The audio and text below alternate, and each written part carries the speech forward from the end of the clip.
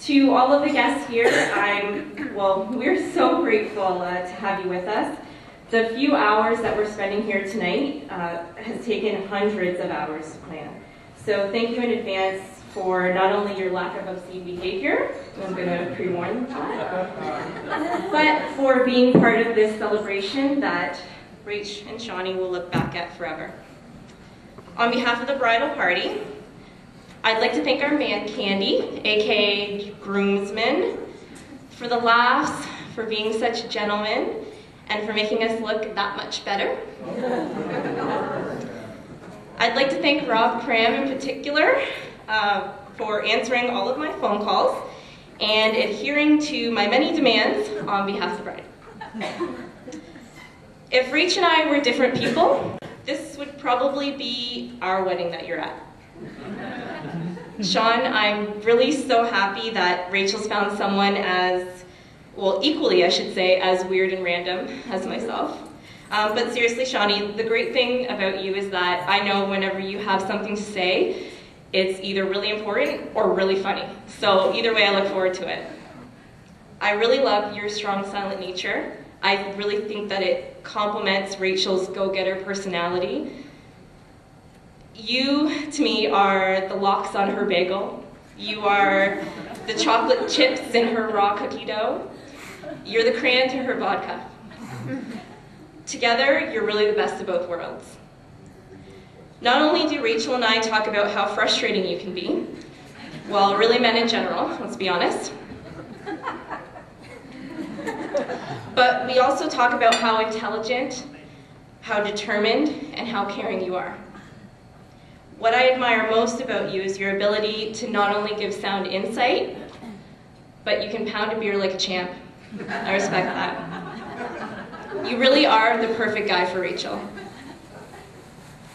Over time, I think we've both come to enjoy each other's company, and your efforts to reach out to me have not gone unnoticed, so thank you.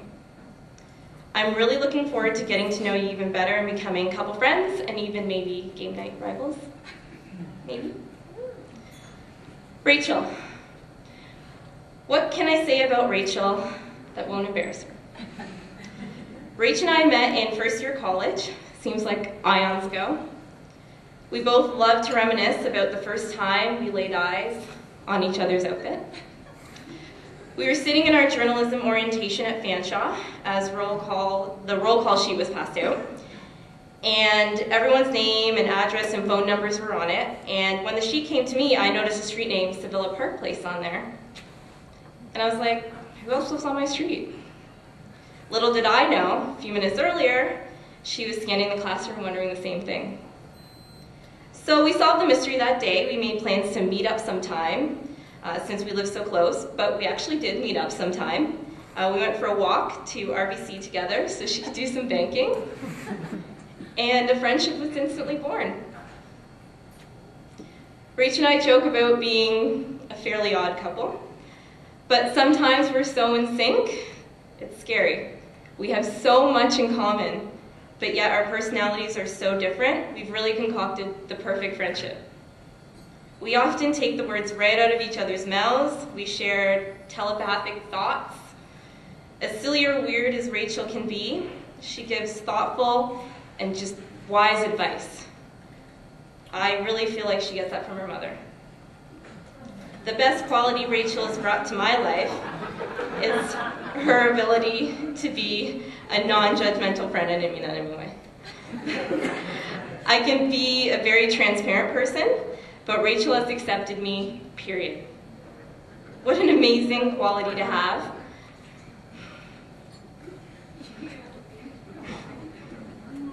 Sorry.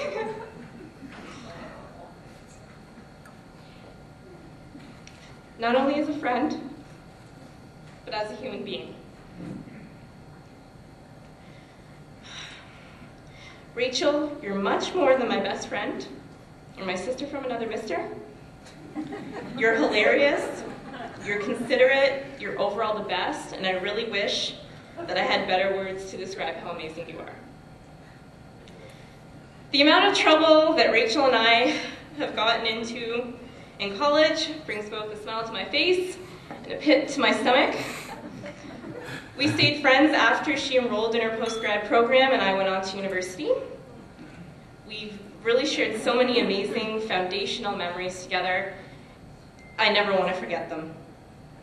When Rachel left for Australia after completing her certificate, I knew it would be really hard for her parents, especially her mom.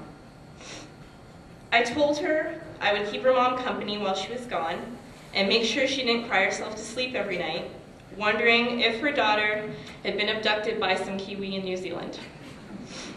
After all, it was her only child going across the globe for half a year for the first time, all by herself. Well, Sharon and I started out meeting for America's Next Top Model nights and the occasional pedicure, then movie nights, and before I knew it, I had become friends with one of the most eloquent, astute, generous, and cheerful women I've ever met. Sharon, I've learned so much from you.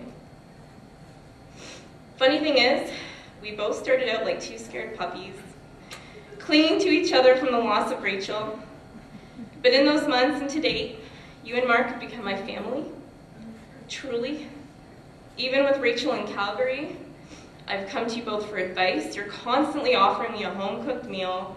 You've shared so much of your lives with me. I love hanging out with Nan. You always greet me with a hug and a kiss. You ask me how I'm doing, and I really feel like you care.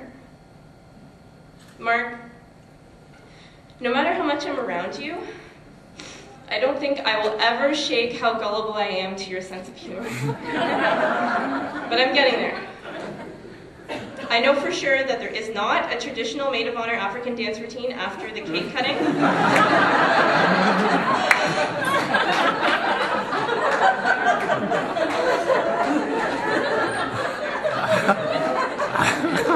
But seriously, Mark, you're a prize.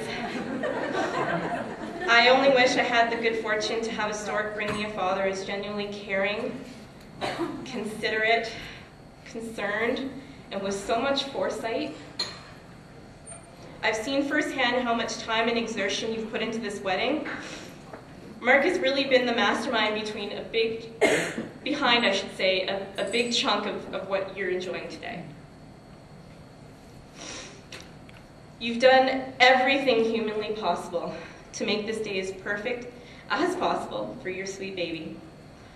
You were all so special to me. Rachel's an only child. I'm so blessed that she shared you both with me, more than you'll ever know. So in closing, Rach, when you left for Australia years ago, I wrote you a card. Within that card was a quote I made up to motivate you toward the tough decisions you were making at the time. And that quote has literally followed you ever since. And I'm gonna put you on blast here and say that you had it inked on your back. It is on her back. And thank you, Mark, for stealing my thunder on this earlier. But today I'll remind you of that quote again, to motivate you towards embracing your new life and all that it has to offer.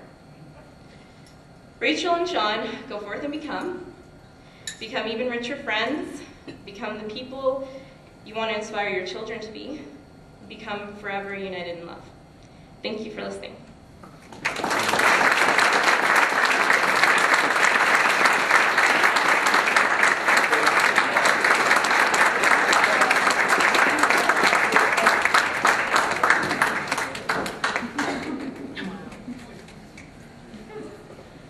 That was beautiful and very heartfelt.